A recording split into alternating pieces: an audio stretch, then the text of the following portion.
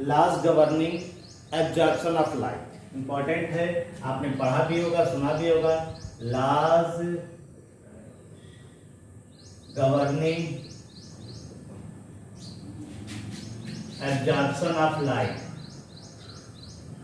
Absorption of light, laws governing absorption of light की बात कर रहे हैं।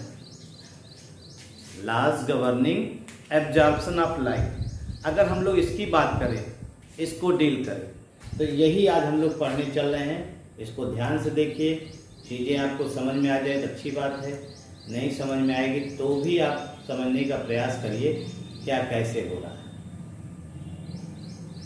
ठीक है भाई।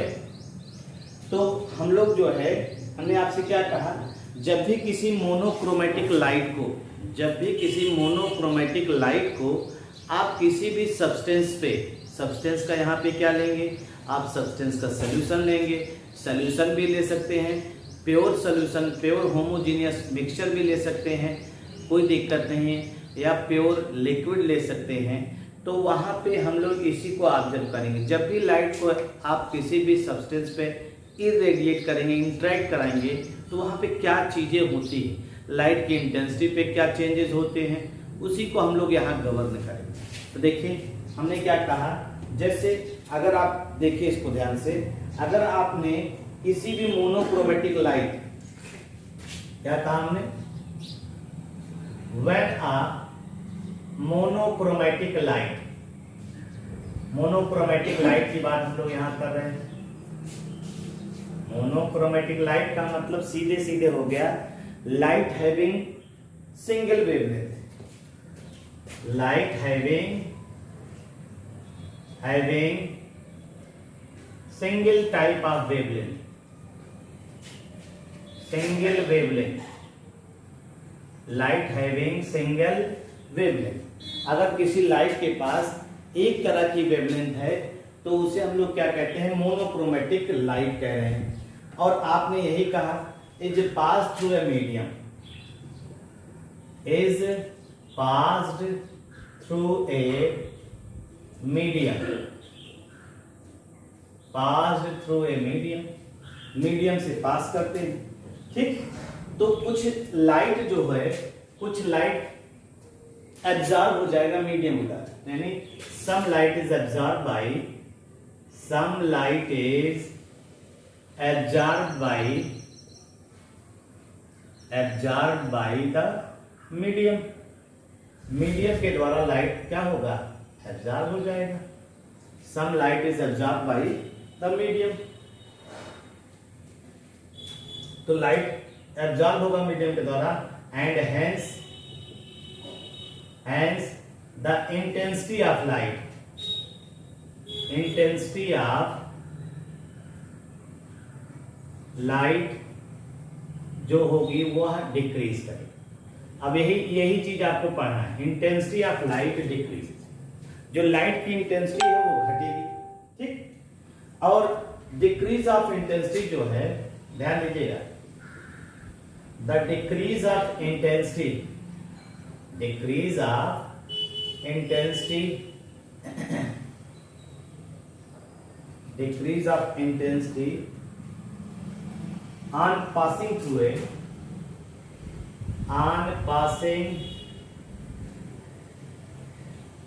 through a homogeneous, passing through a, देखिए अब passing through a pure homogeneous medium लीजिए, प्योर होमोजीनियस मीडियम अगर आप बात करते हैं, प्योर होमोजीनियस मीडियम की बात करते हैं। होमोजीनियस का मतलब जैसे कोई एक सॉल्वेंट ले लिया आपने, ठीक है, प्योर लिक्विड ले लिया, that is a pure liquid, a pure liquid. अगर आपने प्योर लिक्विड ले लिया है तो यहां पे इसकी बात हम लोग कर रहे हैं, तो क्या होगा, प्योर लिक्विड लेने पर is govern by Lambert's law, is govern by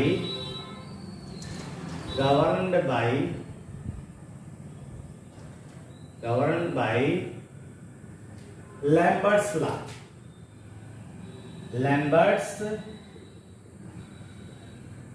ये ध्यान रखिएगा, Lambert's law.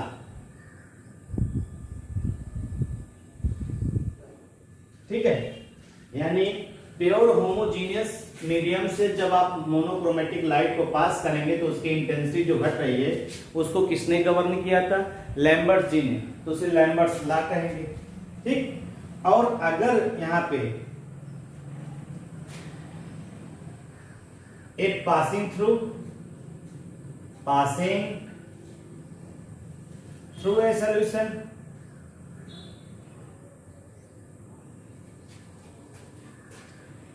intensity of light decreases, intensity of light decreases।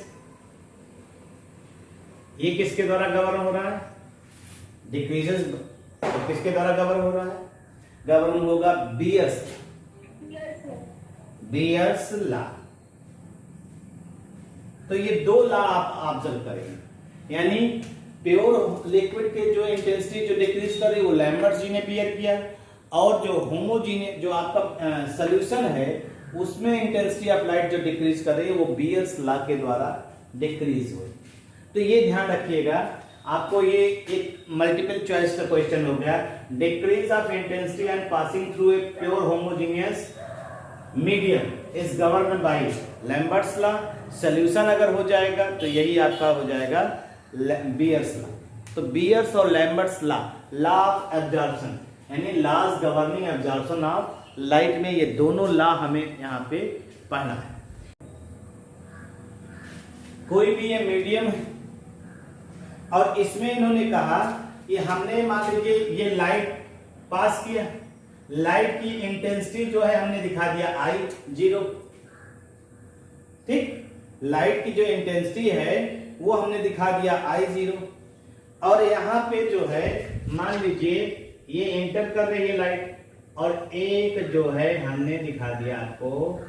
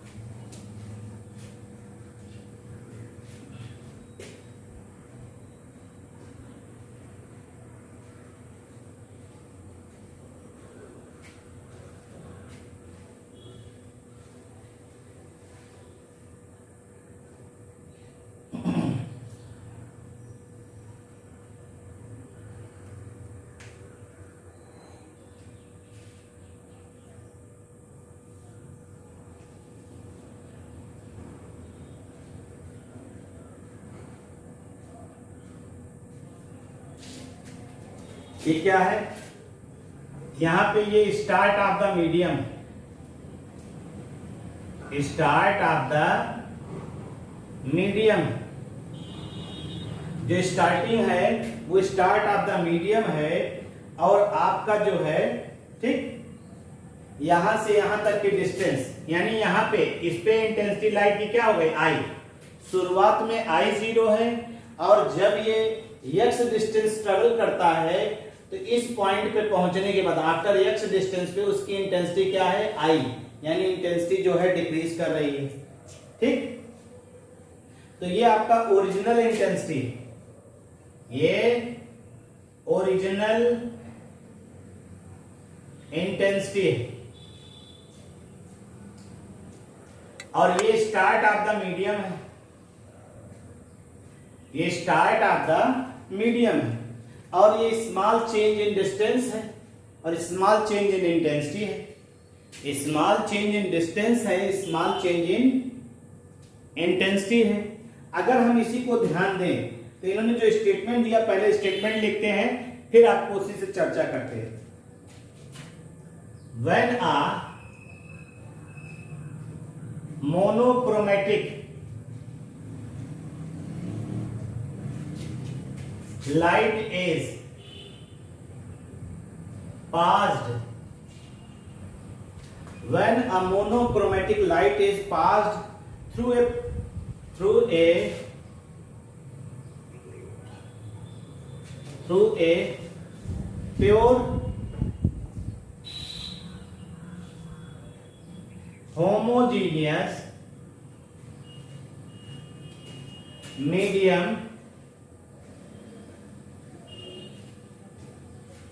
the decrease in intensity of light, the decrease in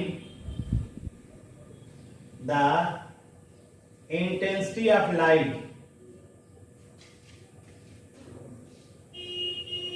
intensity of light, the decrease in intensity of light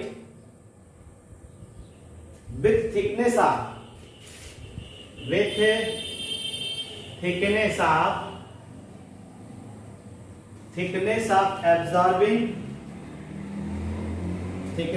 the absorbing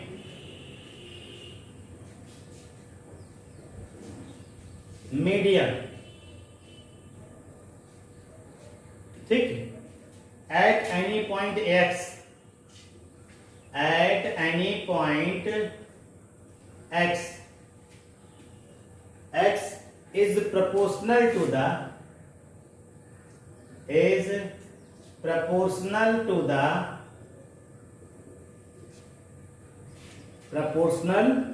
the intensity of incident light, intensity of incident light, intensity of incident light, that is intensity of light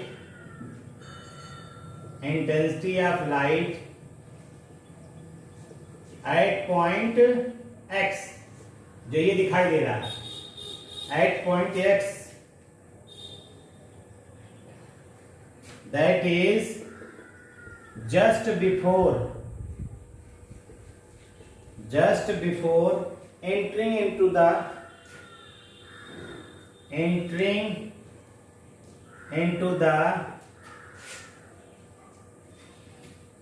thickness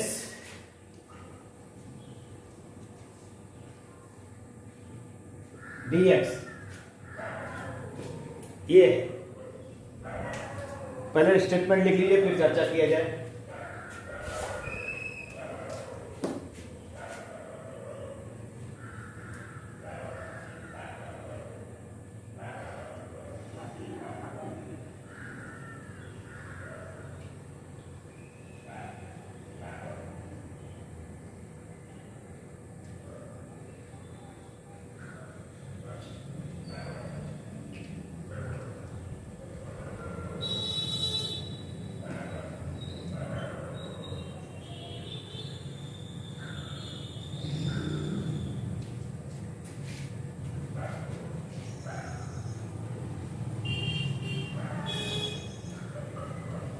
लिख लिया भैया?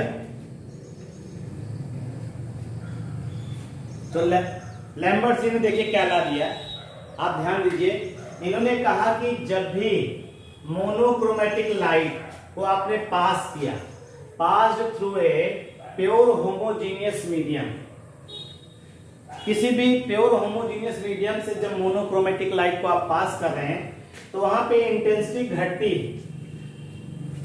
Of light with thickness, जितना ज्यादा thickness बढ़ेगी उसी हिसाब से intensity भी क्या होगी, बढ़ेगी।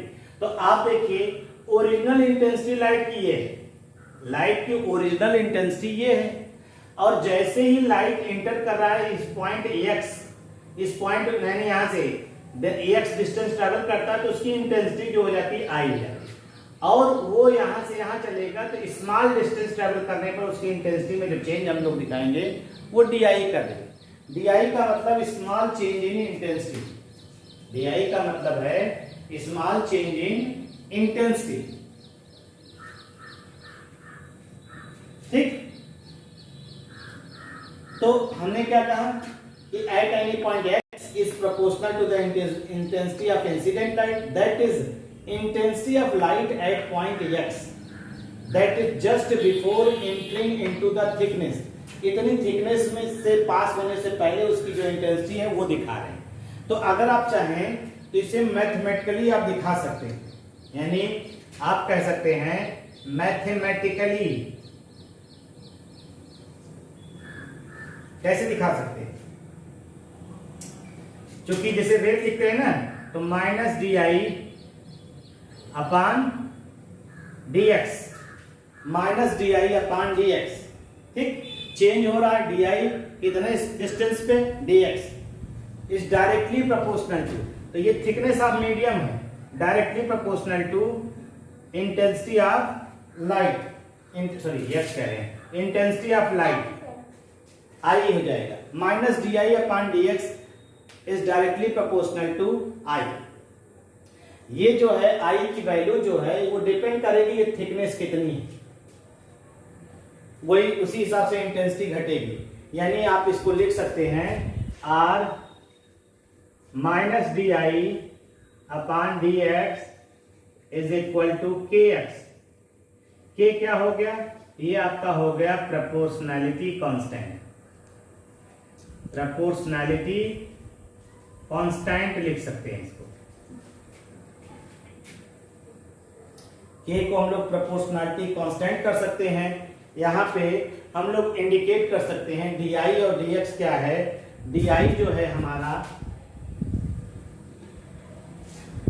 Small change in intensity,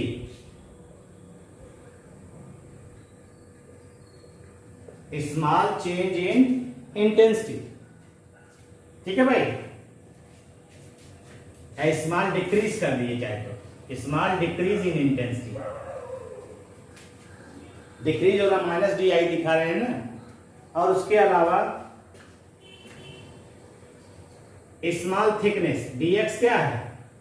small thickness है, स्मॉल थिकनेस है, डी एक्स हो गया।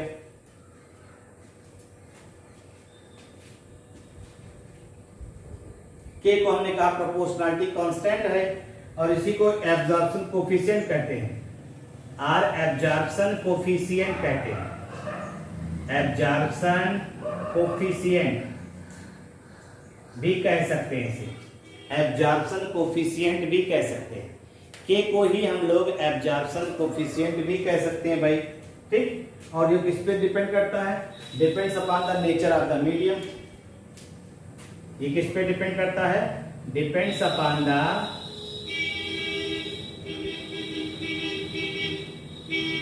Nature of medium. ये मीडियम के नेचर पे डिपेंड करता है, नेचर ऑफ द मीडियम।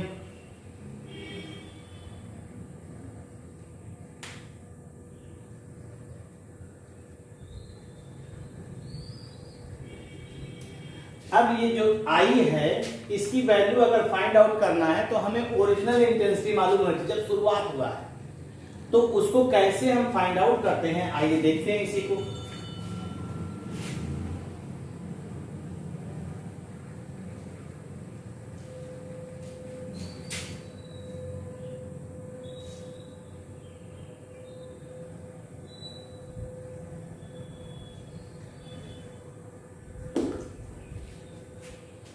हमने क्या कहा आपसे? जो ओरिजिनल इंटेंसिटी है, जो ओरिजिनल इंटेंसिटी है उसको हम लोग कैसे फाइंड आउट करेंगे? यानी the intensity I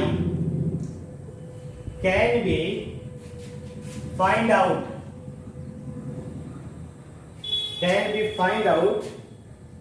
eight any point x, any point x. X क्या था? स्टार्ट से जो है थिकनेस, जहां मीडियम था वहां तक की डिस्टेंस थी, कैन बी फाउंड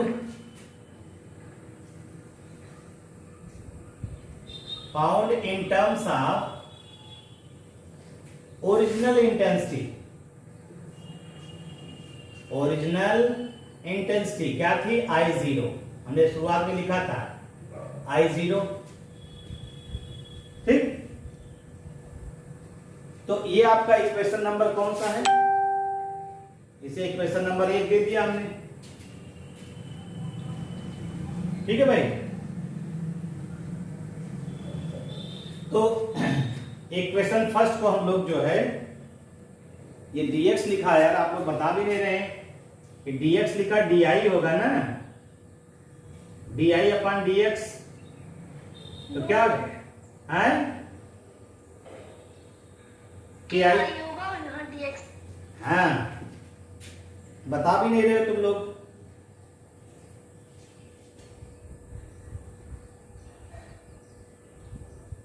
अगर हम इसी इक्वेशन को ले लें तो इस इक्वेशन को आप कैसे लिख सकते हैं, देखिए di upon equation first can be written as di upon I is equal to minus k dx। जब x बराबर 0 है, स्टार्ट है, x बराबर 0 है तो I की वैल्यू क्या है, I 0 है, शुरुआत की बात हो रही है। और जब x बराबर x है तो I की वैल्यू क्या है आफ्टर टाइम t, यानी I बराबर I रख दिया हमने, तो हमें इनिशियल और फाइनल वैल्यूज मिल गई। इनिशियल और फाइनल वैल्यूज यहां दिखाई दे रही है।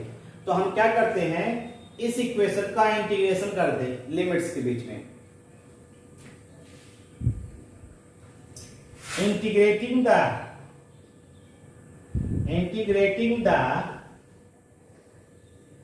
Equation second between these appropriate limits, जो दिया गया है दीज लिमिट्स, क्या चीज, अगर इसको ले रहे हैं तो आपको मालूम है di अपॉन I, इनिशियल और फाइनल, फाइनल क्या है, फाइनल I है ना, फाइनल I है, और इनिशियल क्या था I0 is equal to minus k dx। यहां इनिशियल क्या है, इनिशियल 0 है, 0 to x है, ये हो जाएगा। बस dx अपॉन x का इंटीग्रेशन क्या होता है, log I sir, log I, log I आएगा कि final upon initial, final minus initial,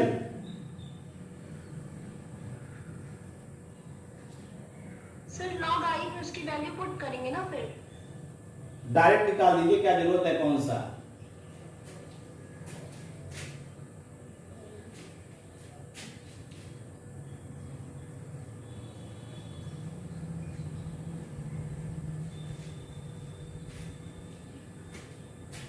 अब देखिए ये इक्वेशन आ जाएगा, तो हम लोग इसको फर्स्ट ऑर्डर का इंटीग्रेटेड रेट इक्वेशन पढ़े हुए हैं, फर्स्ट ऑर्डर का इंटीग्रेटेड रेट इक्वेशन पढ़ा होगा आपने। तो अगर हम लोग यहाँ पे देखें तो हम लोग डायरेक्ट ले रहे हैं, इसको डायरेक्ट लिख दे रहे हैं। अगर इसको सॉल्व करेंगे तो हमारा आ जाएगा लॉग फाइनल माइनस इनिशियल, और इसका क्या वैल्यू आ जाएगा, माइनस के एक्स, ये हट जाएगा माइनस के एक्स, ये इक्वेशन डायरेक्ट आ जाएगा भाई। ठीक है भाई, अब हम इस लॉग को इधर ले आते हैं तो ये ई की पावर में चला जाता है, तो ये लिख सकते हैं I upon I0 is equal to e की power minus k x, e की पावर माइनस के एक्स, या I बराबर हम लोग लिख सकते हैं I is equal to I0 exponential k x. ये आपका इंटेंसिटी आ गया, I की वैल्यू आ गई।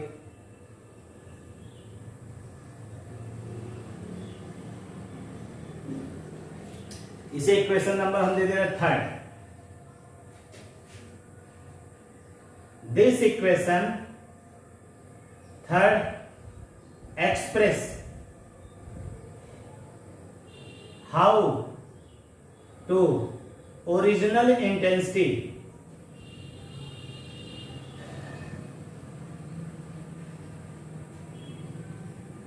related to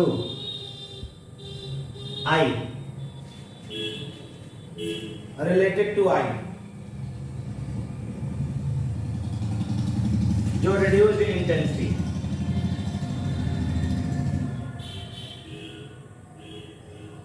यानी आप इस इक्वेशन से बता सकते हैं कि जो I0 यानी ओरिजिनल इंटेंसिटी रिड्यूस हो रही है वो कैसे फाइंड आउट कर सकते हैं।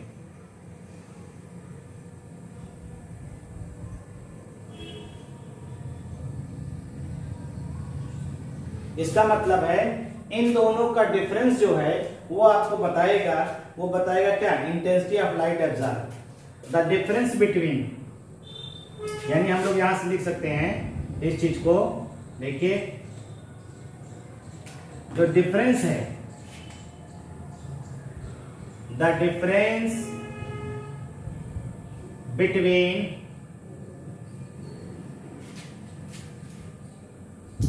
I0 and I, the difference between I0 and I gives the intensity of light,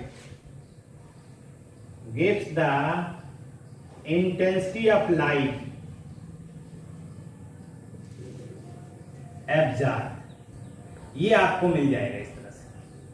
मतलब आपको पता चल जाए कितनी इंटेंसिटी घटी है, पहली इंटेंसिटी क्या थी, दोनों का डिफरेंस मिल जाएगा। इस तरह से आप intensity of absorb light calculate कर सकते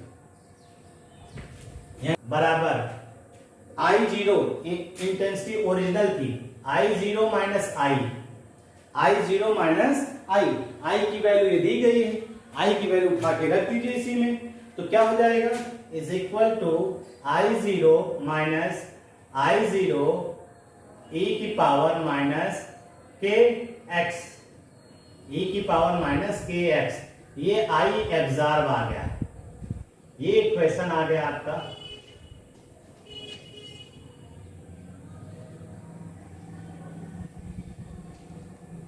ये आपका फोर्थ इक्वेशन हो गया, फोर्थ इक्वेशन हो गया।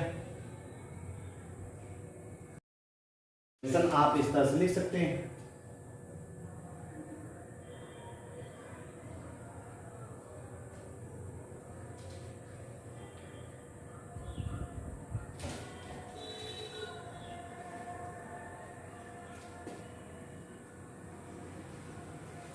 इसे इक्वेशन नंबर हमने नहीं कुछ दिया था ना, इसे इक्वेशन नंबर हमने मान लिया 2a ले लें, क्योंकि इसको भी हम लोग और दिखा सकते हैं।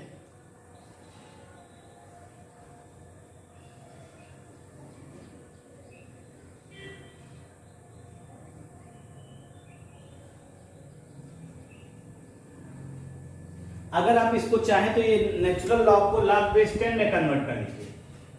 तो इक्वेशन 2a देखिए, equation 2a can also be written as,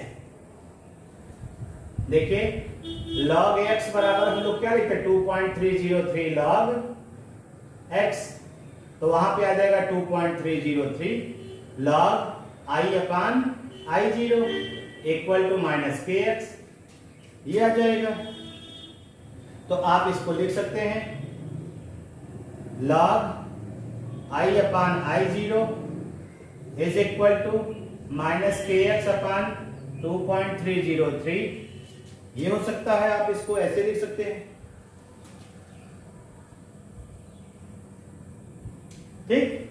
तो ये पूरा का पूरा, ये भी कांस्टेंट, ये भी कांस्टेंट, देखिए ध्यान से, ये कांस्टेंट हो सकता ही नहीं k की वैल्यू, और ये पूरा का पूरा कांस्टेंट हो सकता है। ये देखिए, ये आपका पूरा का पूरा वैल्यू कांस्टेंट हो सकता है। तो यानी हम लिख सकते हैं log I upon I0 is equal to minus k dash x, another constant, another constant, इस फॉर्म में भी लिख सकते हैं इसको।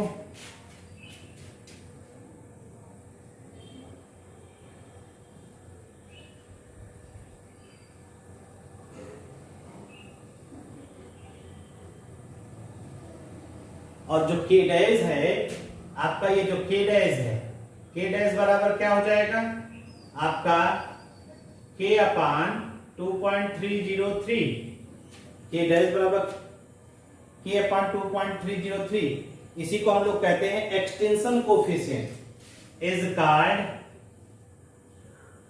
एक्सटेंशन एक्सटेंशन कोफिशिएंट, इसी को हम लोग एक्सटेंशन कोफिशिएंट कहते हैं, is called extension coefficient.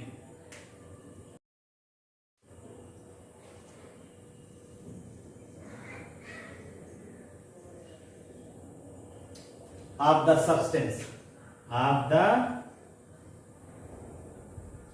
Substance, ठीक है, extension coefficient of the substance हम लोग इसको कह सकते हैं।